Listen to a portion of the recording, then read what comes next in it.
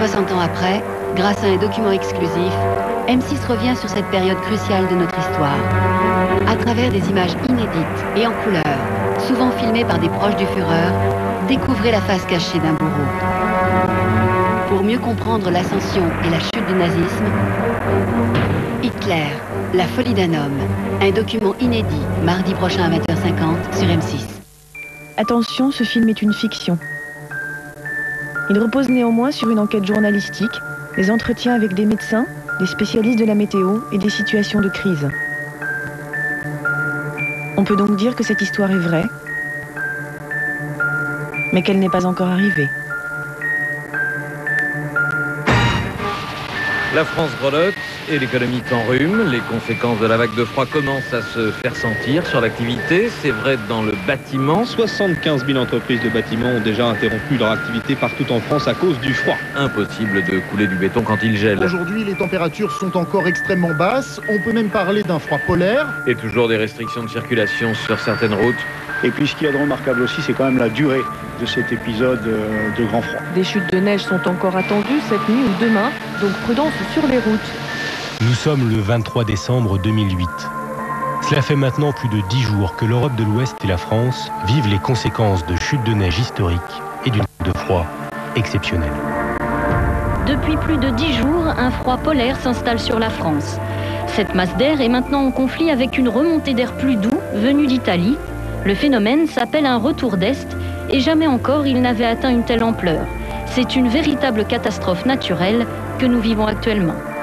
En France, toujours la neige au programme de la météo. Aujourd'hui, de nouvelles chutes de neige sont annoncées. 23 décembre 2008, c'est la date du jour où la France s'est arrêtée. Pourquoi et comment?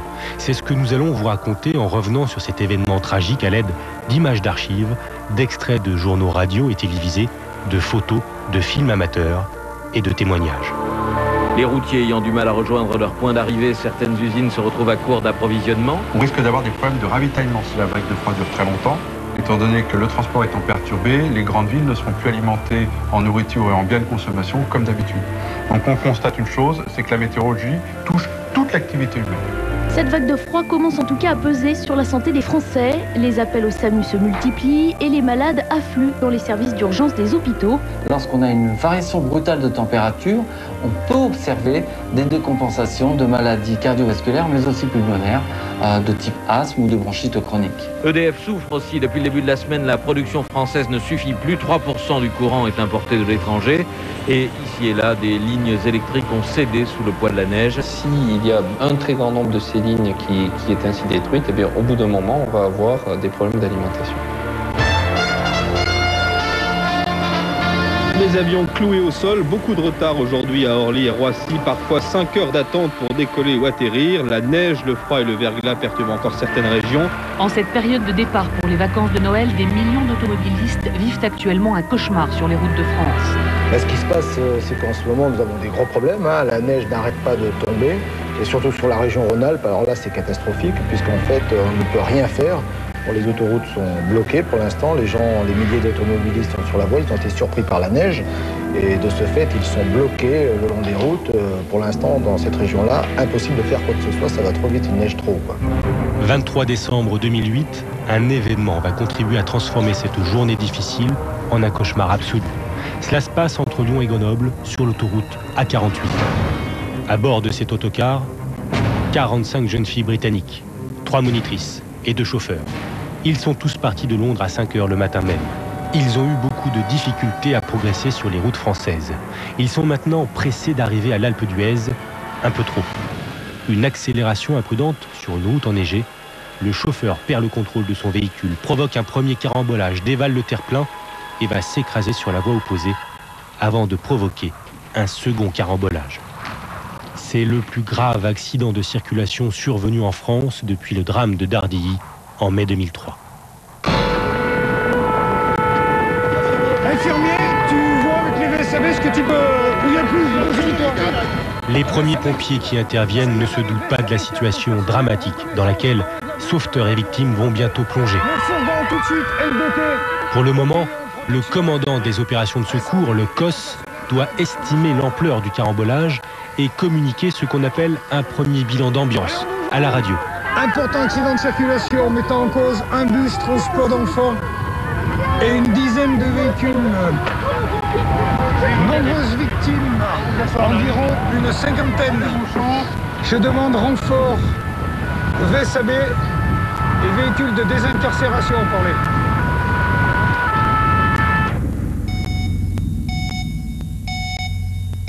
À 19h15, le préfet de l'Isère déclenche le plan rouge. Des renforts doivent rejoindre l'accident.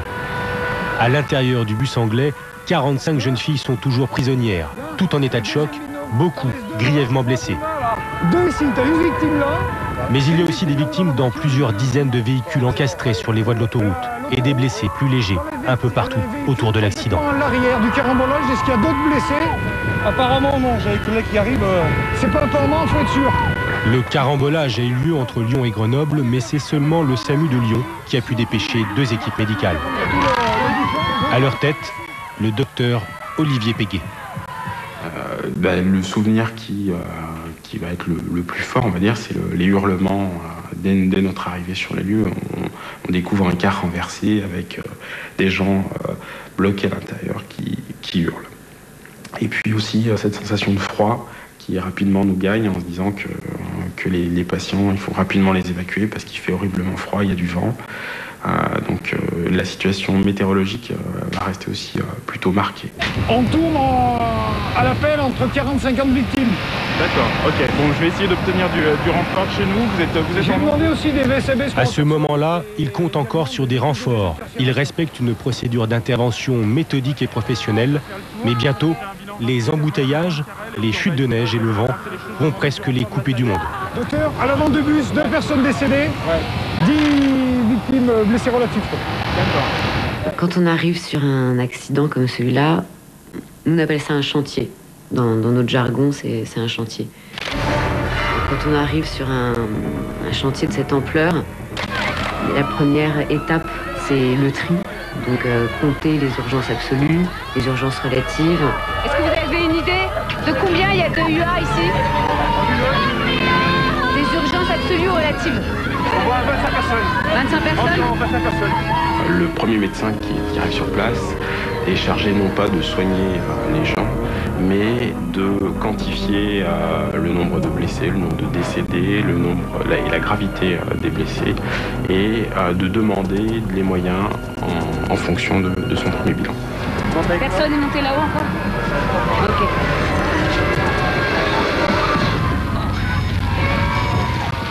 Olivier pour Cathy. Oui. Ça va? Des nouvelles de Karel. On n'a pas de renfort dans l'immédiat. À 19h30, les premières informations indiquant que les renforts ne peuvent pas rejoindre les secours sur l'accident commencent à tomber. Reçu.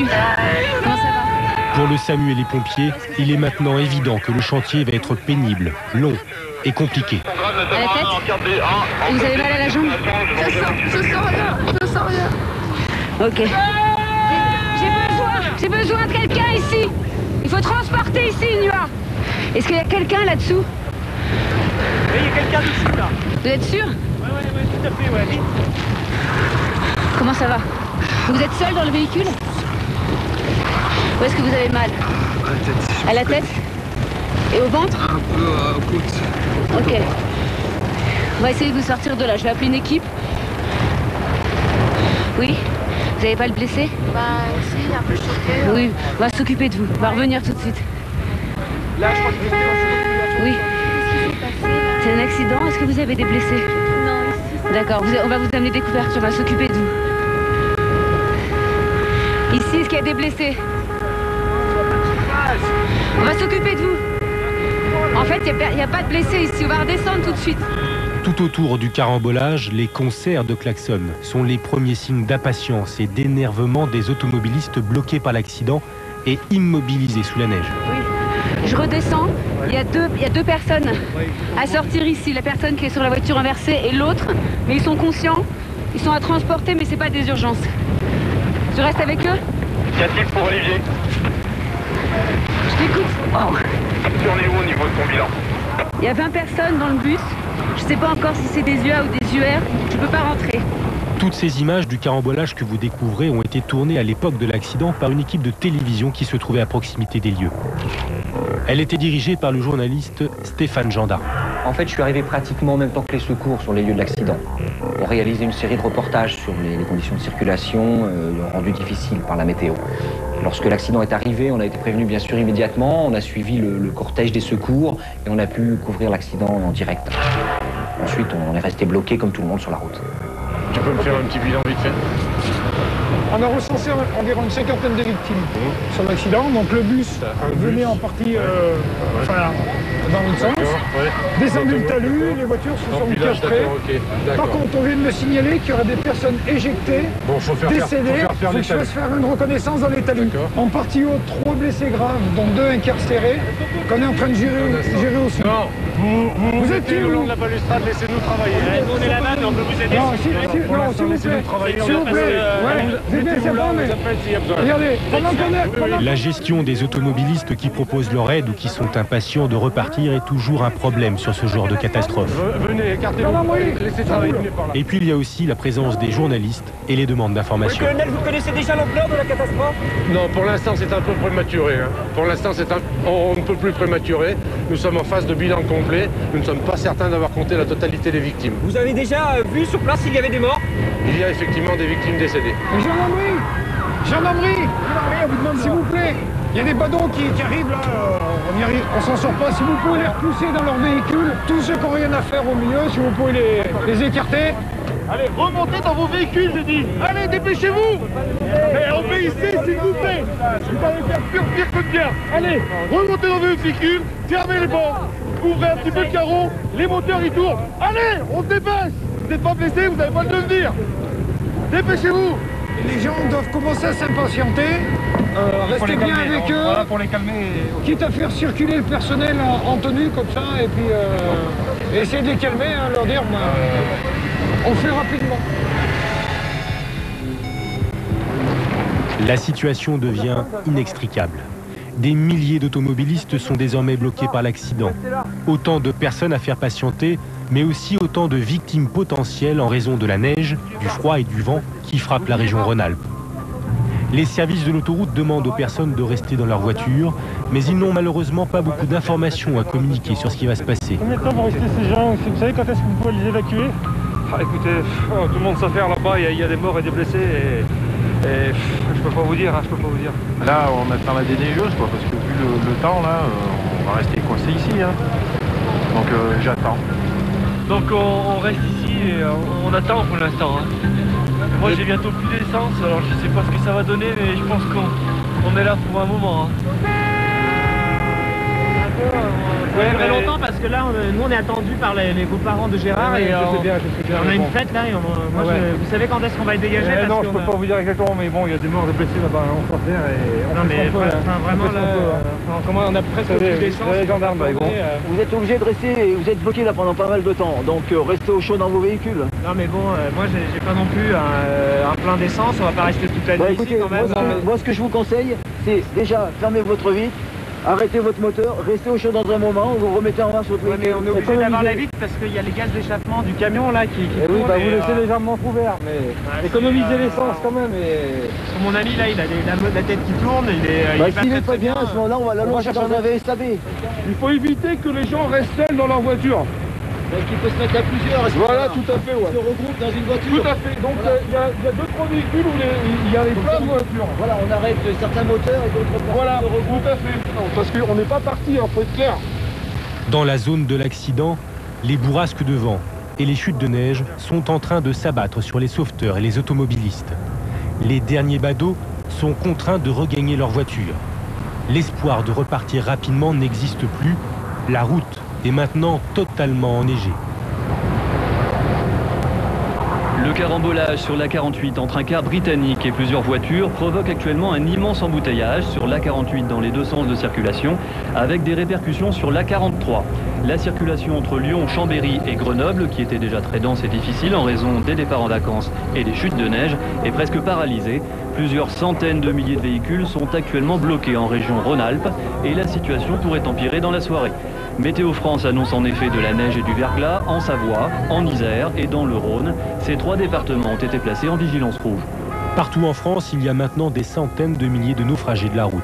Parmi les nombreuses images et les témoignages que nous avons recueillis pour évoquer ces heures terribles, nous avons choisi de vous montrer ce film amateur tourné par Mathieu Barthélémy, un adolescent de 15 ans. Le 23 décembre, il s'est retrouvé bloqué avec sa sœur et ses parents sur la route qui les menait à Valloire, en Savoie. Voici donc le sort de cette famille française, piégée par la météo. On partait en vacances pour fêter Noël avec les parents de mon mari à Valloire. Et déjà, en quittant Paris, il y avait énormément de circulation, ça roulait très mal. Mais alors, le pire, ça a été après avoir passé Lyon, ils annonçaient à la radio, je crois, 200 km de bouchons dans la région Rhône-Alpes. C'est pas malin, hein. Franchement, c'est pas malin, Mathieu. Hein. Très intelligent. Quoi? Je t'avais pas dit d'aller si loin dans le bouchon, Mathieu. C'est bon, je vais pas aller jusqu'au bout. Tu te chopes la crève, ça va bien. T'as entendu ce qu'ils ont dit à la radio tout à l'heure? Ouais, c'est bon. Bonjour les vacances. Hein. Demain, après-demain, si t'as 40, j'avais dit 3 voitures. C'est bon. Là, ça fait 4 heures qu'on est là, on se fait chier, comme des rats. On peut même pas mettre de la musique, là, ils sont tous en train de râler, on a trop marre. Tu descends d'un ton, s'il te plaît. Hein. J'ai dit à ta mère qu'il fallait économiser un petit peu la batterie. Alors ça suffit. T'as vu jusqu'où il allait, le bouchon? Bah non, ça me dit pas trop long.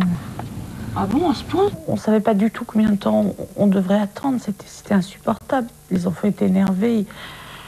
En plus, vous savez comment sont les adolescents, ils critiquaient tout, ils râlaient tout le temps. Et... En plus, notre fils avait reçu un caméscope avec lequel il filmait tout sans arrêt, il faisait des commentaires en direct, c'était insupportable. Peut-être qu'il le faisait exprès d'ailleurs. C'était de son âge. Quelle galère quand même. Ouais, mais tu vas bien être content de voir tes grands-parents tout à l'heure. Ah, super. Ouais, super, t'es bien content. Si on les voit un jour en plus, hein, parce que, vu comme c'est parti, on va... c'est ça. Alors je me fais de partir au soleil, hein, ça je l'avais dit. Tahiti. Quand tu gagneras ta vie, tu iras à Tahiti. Pour l'instant, tu es avec tes parents à la neige. Regardez, il y a un type dehors là. Oui, mais c'est pas parce qu'il y a un type dehors qu'il faut qu'on sorte. Bah forcément. Oui, bon, presque comme des ploucs là, super. Bon, tu vas pas lui dire que ça va fermer un peu là, parce que moi je commence à en avoir ras-le-bol de ce gamin. C'est en train de me faire chier. Ça suffit. C'est bon là maintenant, hein?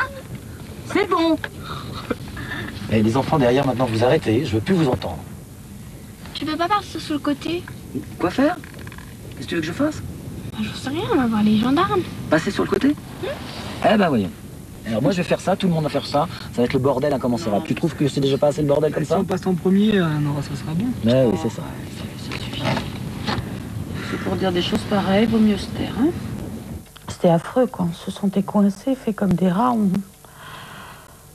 Enfin, finalement, quand on a compris qu'on était obligé d'attendre, on s'est fait une raison et puis Mais la radio maintenant... On écoutait aussi la radio et les nouvelles étaient absolument épouvantables. Oui, il y a peut-être des nouvelles quand même maintenant. La neige frappe encore avec de... Non, tais-toi. Près de 2 millions de véhicules seraient bloqués ce soir sur les routes et les autoroutes de France. C'est ce qu'indique le Centre national d'information routière de Rosny-sous-Bois. Plus de 850 000 voitures et camions sont immobilisés dans la seule région Rhône-Alpes où le terrible accident de car sur l'A48 a achevé de paralyser le réseau. Le bilan de ce carambolage pourrait être très lourd.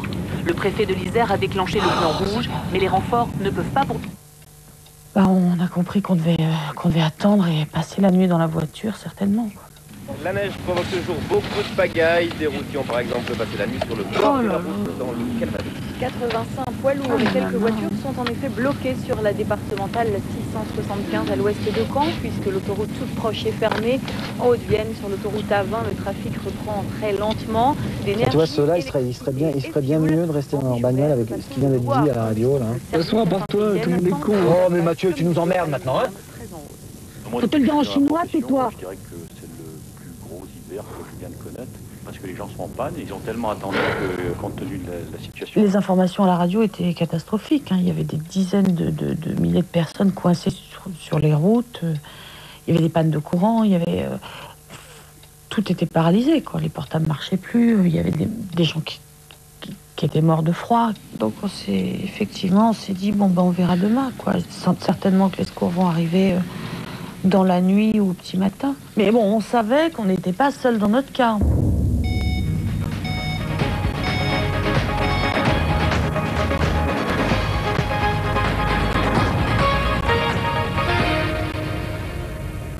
Madame, monsieur, bonsoir. Le drame est arrivé en fin d'après-midi au sud de Lyon, sur l'autoroute A48. Un car transportant des jeunes filles britanniques vers les stations de ski de l'Isère a percuté la glissière de sécurité avant de se retourner et de tomber en contrebas sur la voie opposée de l'autoroute, provoquant un immense carambolage dans les deux sens de circulation. Les secours sont toujours actuellement sur les lieux de l'accident, mais ils travaillent dans des conditions extrêmement difficiles en raison du froid et des chutes de neige. Le nombre de victimes serait très important, mais un gigantesque embouteillage rend impossible pour le moment l'évacuation des blessés. Alors nous retrouvons tout de suite sur les lieux de l'accident Stéphane Gendarme. Stéphane, est-ce que vous pouvez nous dire quelle est la situation sur place actuellement? Écoutez Marielle, la situation ici est presque indescriptible. C'est une vision de chaos, un paysage de tôle froissée, de sang et de neige. Les médecins du SAMU et les pompiers tentent de venir en aide aux blessés et d'aider les personnes les plus gravement touchées. Mais le gros problème ici, c'est la météo et l'évacuation des victimes. La neige qui tombe ici depuis des heures ralentit considérablement le travail des secouristes. Par ailleurs, un immense carambolage s'est produit sur l'A48, bloquant l'autoroute dans les deux sens. C'est à une situation dramatique que nous assistons ici, et pour les secouristes, c'est une course contre la montre et les éléments qui commencent. Merci Stéphane, nous reviendrons bien sûr vers vous dans un instant. L'autre grand titre de la soirée concerne précisément la situation climatique. En effet, Météo France lance à nouveau un bulletin d'alerte de grand froid ce soir. Vous le savez, l'Europe connaît depuis plus d'une semaine un hiver particulièrement rigoureux. Cela fait maintenant plusieurs jours qu'il fait en moyenne moins 20 degrés en France, notamment au nord de la Loire. Eh bien, ces températures pourraient à nouveau baisser cette nuit et demain, et les chutes de neige qui frappent de nombreuses régions pourraient atteindre elles aussi des records historiques. Alors, conséquence directe de cette situation exceptionnelle, le trafic aérien et ferroviaire est très largement perturbé. Si vous devez prendre l'avion ou le train, renseignez-vous avant de partir car il y a de nombreuses annulations. Par ailleurs, des milliers d'automobilistes qui se trouvent actuellement sur les routes dans la région Rhône-Alpes risquent d'être bloqués dans les heures qui viennent en raison bien sûr des fortes chutes de neige. Mais ce qui est certain déjà, c'est qu'on risque bien de se souvenir de ce jour comme du jour où la France s'est arrêtée. Pour faire face aux situations de catastrophe, il existe en France une cellule spécialisée. Elle est située en région parisienne, sur les bords de Seine, à Asnières. C'est ici, dans ce bâtiment du ministère de l'Intérieur, que se trouve le centre de situation de crise majeure. Cette cellule est commandée par la Direction de la Défense et de la Sécurité civile. Les hommes et les femmes qui travaillent ici sont spécialisés dans la gestion des catastrophes. Ils sont par exemple chargés de coordonner l'attribution des moyens destinés aux zones de sinistre. Les images que vous voyez ont été tournées le soir du 23 décembre 2008. Sur les écrans de contrôle, on peut observer la présence d'une liaison en direct avec le chantier de l'accident du bus anglais sur l'A48. À côté, c'est l'état du réseau routier et autoroutier en région Rhône-Alpes qui est affiché. Ailleurs, on lit toutes sortes d'informations sur l'état du pays. Nous sommes connectés avec la plupart des établissements qui gèrent des domaines d'activité spécifiques. C'est-à-dire exactement Nous sommes en liaison avec le CNIR, le Centre national d'information routière à Rosny-sous-Bois, avec Météo France, l'EDF, la SNCF, les autoroutes, les aéroports. Mais notre mission est aussi de gérer l'information en cas d'accident important. Alors TGV, attention sur la partie sud de la vallée du Rhône, il risque d'y avoir des problèmes avec les pluies verglaçantes et des neiges collantes sur les caténaires. Là, il risque d'avoir quelques petits soucis. Et par contre, je pense que la SNCF va être obligée de remettre ses motrices diesel pour pouvoir donc on arrête la circulation des TGV. À surveiller, ça risque de s'arrêter, ça risque.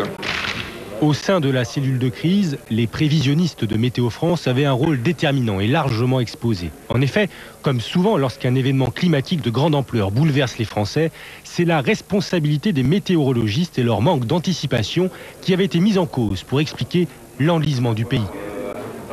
On a l'impression que vous avez mal anticipé cette tempête de neige. Alors, D'abord, il ne s'agit pas d'une tempête, c'est une vague de froid suivie d'un épisode de neige intense. Excusez-moi, pour les gens qui sont actuellement bloqués sur la route, ça ne change pas grand-chose. Alors, est-ce que vous avez mal anticipé cet événement climatique? Je crois qu'il faut clarifier tout d'abord un certain nombre de choses. Je vous en prie.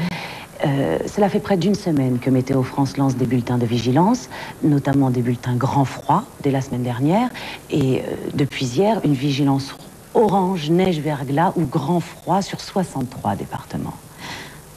Et depuis aujourd'hui, 15h30, les départements du Rhône, de la Savoie et de l'Isère sont en vigilance rouge, neige, verglas. Effectivement, c'est la première fois que 3 départements sont en vigilance rouge en même temps. Vous n'avez jamais connu une situation pareille, c'est ça? Jamais, c'est ça. Voici le phénomène qui a frappé la France en décembre 2008. Vous voyez la masse d'air glacial venue du pôle s'installer de façon exceptionnelle sur l'Europe de l'Ouest et entrer en conflit avec de l'air plus chaud et humide remontant de Méditerranée. C'est sur cette ligne de front qu'ont lieu les chutes de neige intenses qui ont en partie paralysé le pays. La situation en France aujourd'hui, simplement, c'est une question de positionnement des centres d'action, c'est-à-dire que l'anticyclone des Açores est nettement plus à l'ouest. Nous avons une dépression sur le golfe de Gênes qui crée un retour d'est qui nous génère ces fortes précipitations sous forme neigeuse. C'est une situation exceptionnelle et comme situation météorologique exceptionnelle, les conséquences sont exceptionnelles. Il faut savoir une chose, c'est que les différents services concernés ont été prévenus en temps et en heure. Malheureusement, ils sont un peu débordés par l'événement. On attendait des fortes chutes de neige qui sont bien arrivées. Malheureusement, les DDE, les routes, les autoroutes peuvent traiter que petit à petit, les différentes routes ne peuvent pas traiter brutalement toutes les routes. Donc malheureusement, il y a un effet cumulatif qui fait que certaines routes sont coupées, certaines personnes sont isolées dans la neige. 2 millions d'automobilistes sont actuellement bloqués sur les routes. Par ailleurs, les services d'urgence sont débordés, tant en ville que dans les campagnes. Et les naufragés de la route qui attendent dans leur voiture depuis parfois 5 ou 8 heures risquent de passer la nuit dans leur véhicule, dans le froid et la neige. L'actualité en France, c'est la neige et le froid. Une vague de froid s'abat sur la France. Perturbations sur les routes, notamment dans la région Rhône-Alpes. Le réseau secondaire est très encombré un peu partout, mais essentiellement en Île-de-France. Des milliers d'automobilistes sont actuellement bloqués sur la Nationale 7 et ils risquent d'attendre longtemps, car les services de la DDE sont débordés et le sel surtout se fait rare pour faire fondre la neige et le verglas. Le soir du 23 décembre, près de 2 millions d'automobilistes sont donc condamnés à passer la nuit dans leur voiture. Parmi les plus chanceux, il y a ceux qui ont pu s'arrêter près d'une station-service transformée en centre d'accueil pour naufragés de la route.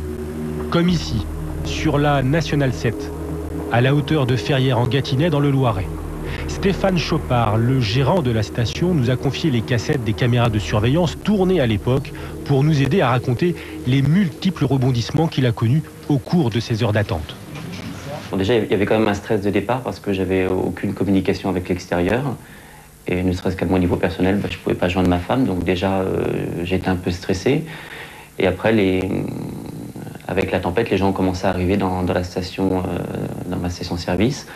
Donc au début, bon, c'était un peu une situation de crise, mais j'arrivais à le gérer. Et en fait, assez vite, il y a de plus en plus de gens qui sont arrivés. Et là, la tension est vraiment montée. J'ai vraiment ressenti du stress chez les gens. Et il y a 3 personnes, il y avait 2 femmes et un homme aussi qui ont commencé à se chamailler et qui en sont vraiment venus aux mains. Et il y a carrément une femme qui est passée à travers la vitre de la porte de la station-service. Tout a commencé par un banal petit accident, un peu de café renversé sur un vêtement. Mais attention. Excusez-vous. Oui, pour lui dire pardon, non, je sais pas, il y a... Excusez-moi. Oui. Oh, s'il vous plaît. S'il vous plaît, on se calme. S'il vous plaît, on se calme. Comment vous parlez là? S'il vous plaît, on se calme. C'est pas moi qui ai commencé, d'accord. Attendez. Quoi, c'est pas toi, c'est pas toi. Oh, pas de ça ici, s'il vous plaît, ça va. Quoi, fais gaffe. Attendez.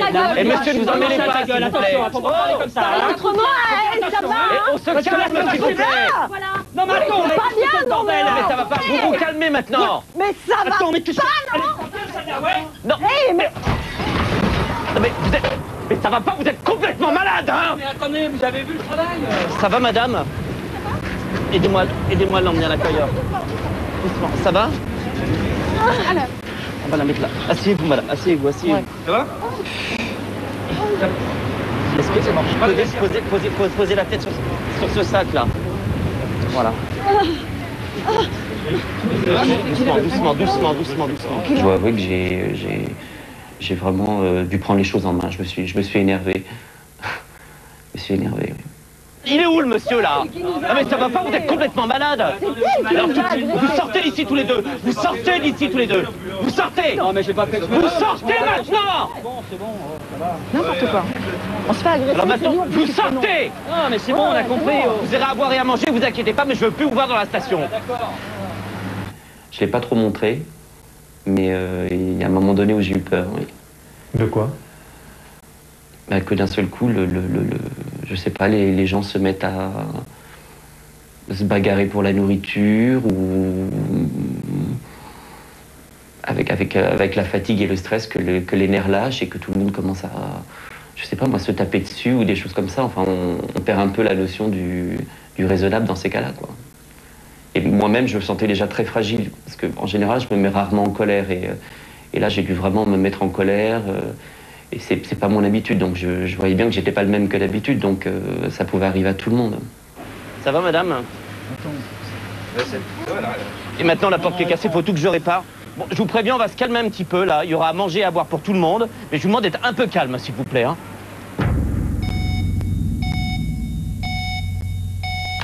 Au même moment, en Isère, les victimes du carambolage de l'A48 vivaient un véritable calvaire. L'étendue de l'accident, le froid, la neige, tout se conjuguait pour accroître l'ampleur de la catastrophe. C'était un cauchemar. Un peu comme si on se retrouvait en état de guerre. C'était inimaginable. Il y avait des filles blessées partout. Elles étaient étendues, en sang. C'était une vision de sang partout. Il y avait tellement de bruit, tout le monde hurlait à la mort. Personne ne comprenait ce qui se passait. Elles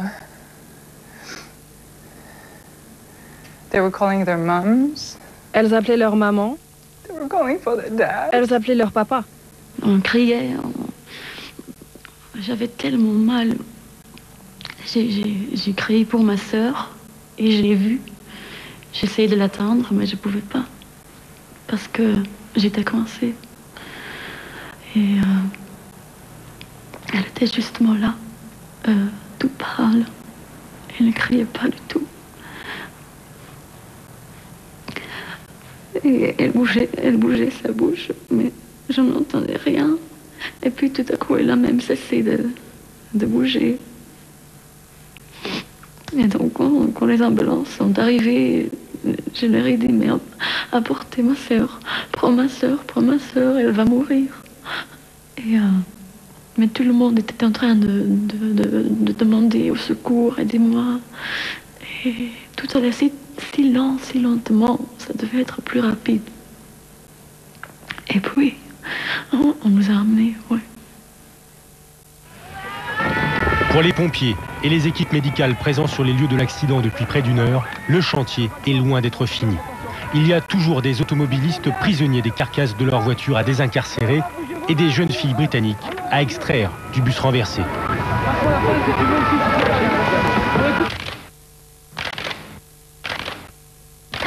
Le premier abri pour les blessés, ce sont les VSAV des pompiers, les véhicules de secours et d'assistance aux victimes. C'est là que les urgences relatives et les urgences absolues sont placées en attendant de pouvoir enfin être évacués vers les hospices civils de Lyon ou le CHU de Grenoble. Bon, il faut se dépêcher là, il faut les évacuer. Ok, excusez-moi, on va vous évacuer. Est-ce que tu peux t'occuper de la demoiselle? Mais malgré le déclenchement du plan rouge par le préfet de l'Isère, les renforts ne sont toujours pas en mesure de rejoindre les lieux de l'accident en raison des routes rendues impraticables par la neige, le verglas et les embouteillages.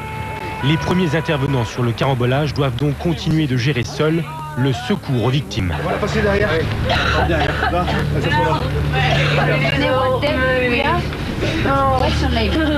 Dans l'immédiat, la plus grande crainte pour les équipes médicales, ce sont les effets du froid et du vent qui s'abattent sur le chantier. On a dû faire face à beaucoup d'hypothermie, parce que les gens, évidemment, avaient très froid. On avait des couvertures de survie, mais pas assez. Il faudrait une couverture ici. Tout de suite, il est en hypothermie, il faudrait une couverture ici. Ok, ici. Tenez. Et ça a été une panique assez difficile à gérer. Est-ce que c'est possible d'avoir le plus de couverture possible? Ils sont tous en hypothermie, il faudrait le plus de couverture possible. Ça va? Vous parlez d'hypothermie, pour qu'on comprenne bien, c'est quoi et sur un patient ça donne quoi? L'hypothermie, c'est le fait que l'organisme se refroidit globalement et surtout que les organes nobles, le cœur, le cerveau vont aussi se refroidir et ça va se concrétiser par un ralentissement de la fréquence cardiaque, une inefficacité partielle de la pompe cardiaque, l'apparition de troubles du rythme, de troubles de conscience qui peuvent mener à la mort à l'extrême. Et la mort par exemple, en combien de temps?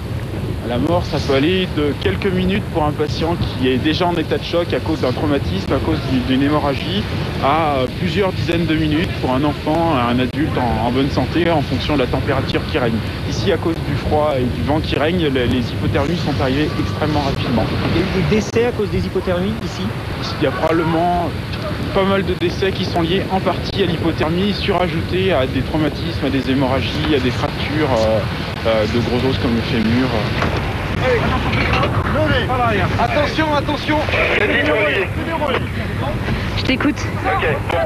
Vu les conditions météo, vu l'absence totale de renfort, il faut absolument qu'on fasse évacuer le maximum de gens le plus rapidement possible. Je vais essayer de trouver un village dans le coin et un point chaud. Bien reçu?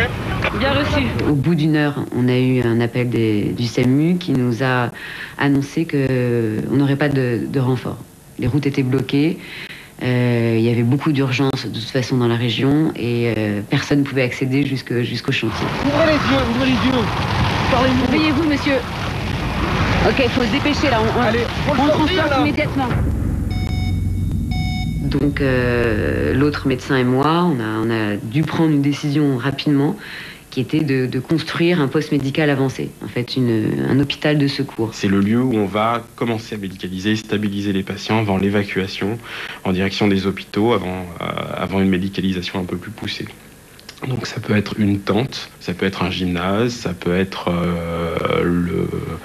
sous un pont, ça peut être c'est une zone où on va regrouper et médicaliser les patients. Donc on a dû prendre une décision assez rapidement. On n'avait pas de matériel pour planter une tente, on n'avait pas de pont à côté, donc on ne pouvait pas s'abriter. Il a fallu se déplacer et trouver un abri plus loin. Et donc on a trouvé Biol, le village le plus proche, qui nous a proposé, en fait, le maire du village nous a proposé le gymnase. Bon alors on va aller dans ce petit bed là. Je te laisserai la carte. Ouais. Il nous prête un gymnase. Normalement il y a des volontaires sur place qui nous attendent. Ok, reçu. Est-ce qu'on peut partir avec ce véhicule là? Ok.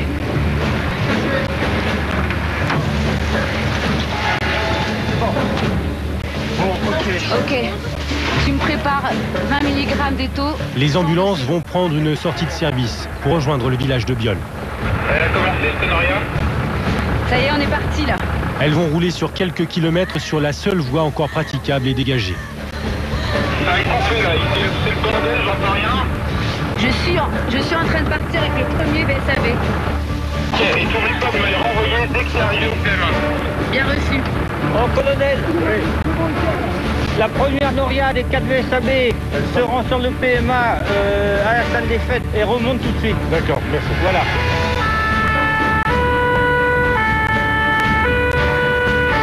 La principale difficulté pour l'intervention? La neige, le fait qu'on n'a aucune possibilité de renfort, aucune possibilité d'évacuer correctement les patients jusqu'à Lyon.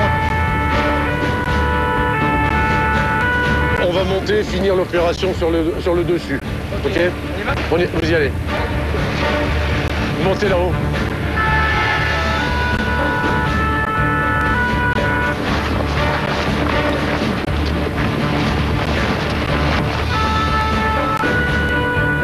Pégay pour Karen. Il y a probablement une dizaine de morts, une quarantaine de blessés. Vous restez à l'intérieur des véhicules, surtout vous sortez pas. Ça fait des heures qu'on est bloqué. Je sais, mais il y a beaucoup de monde, madame. Il y a beaucoup de monde. Oui, mais là, on est pas au courant. Calmez-vous, ça va pas rendre. Christophe, je vais m'occuper de cette voiture, je vais voir mon... Écoutez, il y a des gens qui sont... On va une fois pour des véhicules. Il y a quelqu'un qui a mal, là? Voilà, on a très froid, surtout. Ok, bon, on ferme la porte. Merci, bon courage. Au revoir. Une urgence ici. Est-ce que vous avez rien à bouger au niveau du genou? Vous me dites seulement au niveau du dos, hein? Bonjour, oui. Le médecin, il arrive. Ça va, madame? Là, ça commence à faire, hein. Ouais. Je sais qu'il y a du dégât, mais on a vraiment froid, là, maintenant. J'ai de plus en plus de gens qui se plaignent du froid.